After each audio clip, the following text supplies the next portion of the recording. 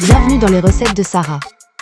Aujourd'hui, je vous donne rendez-vous dans la région de Bayeux et plus précisément en Normandie. Nous allons parler d'un combat que chacun connaît, même si on n'ose pas en parler. La tentation. La tentation, c'est cette petite voix qui te dit « Allez, mais allez, juste une fois, ça fera pas de mal. » Puis personne ne le sera. Elle semble douce, séduisante, attirante. Mais derrière, elle prépare un piège. Tu sais, le plus grand piège de la tentation ?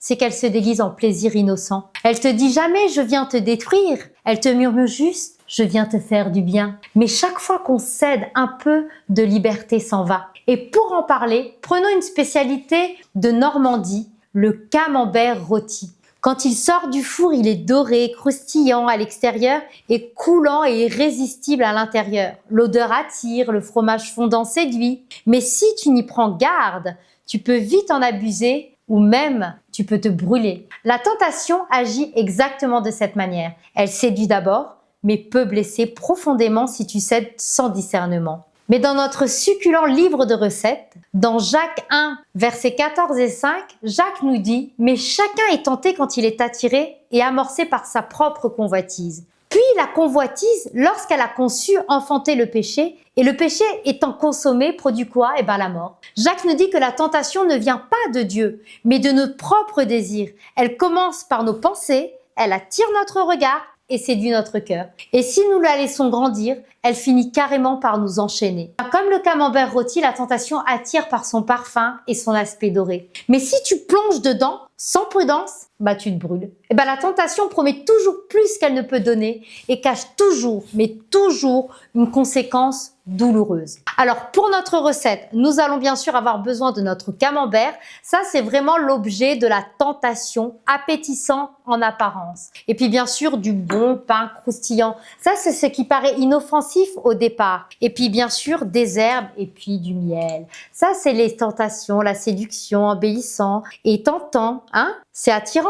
Et puis tu mets tout ça au four. Ça, c'est les conséquences qui suivent si tu cèdes. Alors, tu vas préparer, tu vas vraiment entailler ton camembert et ajouter le miel et les herbes. Ça, c'est la tentation qui s'embellit. Elle se déguise pour paraître encore plus désirable. Et puis, tu vas mettre tout au four. Et une fois que tu y entres, le processus est lancé et il est difficile de revenir en arrière. Sortir le camembert coulant. Ça, c'est le moment qui paraît irrésistible. Mais c'est là que le danger est le plus grand. Tu plonges le pain dedans. Tu cèdes à la tentation, ça semble doux et c'est le moment qui peut laisser un goût amer après coup. Ce qui paraît irrésistible peut devenir dangereux si tu ne gardes pas la maîtrise. Alors la tentation, c'est pas un péché en soi, même si Jésus a été tenté dans le désert. Tu sais, le problème, c'est quand tu cèdes. Parce qu'une fois que tu laisses entrer le feu, il est difficile de l'éteindre. La tentation cherche toujours ton point faible. Pour certains, ce sera l'argent. Pour d'autres, le regard des autres, le désir, l'orgueil, les addictions. Mais elle a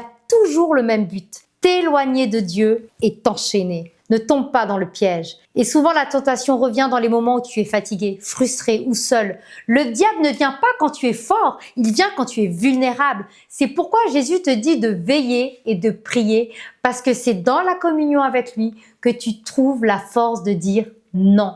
Et la bonne nouvelle, c'est que Dieu promet une issue. Alors dans 1 Corinthiens 10:13, il est dit aussi qu'il ne permettra pas que tu sois tenté au-delà de tes forces, mais qu'il préparera toujours un moyen de t'en sortir. Quand tu résistes à la tentation, tu découvres une force nouvelle. Ton caractère se renforce, ta foi grandit et chaque victoire t'amène plus près de Dieu. Et tu apprends à goûter à une joie bien plus profonde que les plaisirs trompeurs. Mais quand tu cèdes à la tentation, tu goûtes une satisfaction immédiate. Mais je t'assure, elle est passagère. Ensuite viennent la honte, la culpabilité et parfois même des chaînes difficiles à briser. Et tu te rends compte que ce qui semblait doux t'a en réalité brûlé. Alors si c'est ce que tu vis, prie avec moi.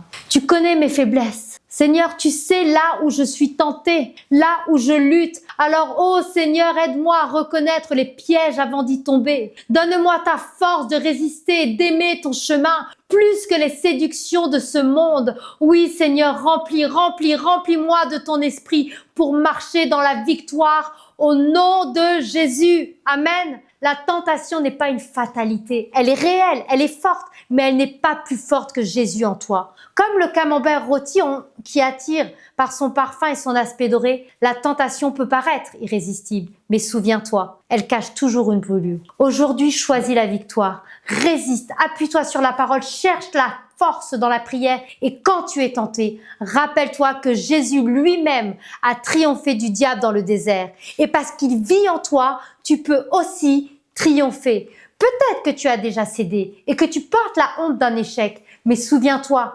Jésus, lui, ne te condamne pas. Il te relève, il ne t'éloigne pas, mais il t'attend. Ce qui compte, ce n'est pas la chute, c'est le retour. Ne laisse pas la tentation te consumer. Laisse le Saint-Esprit te remplir et goûte à une joie plus profonde, une joie pure, une joie qui ne laissera ni honte, ni regret dans ta vie.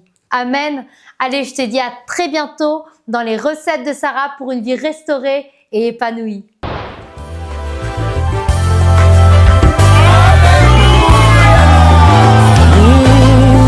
Le monde attend de nous un signe, la révélation de tes anges.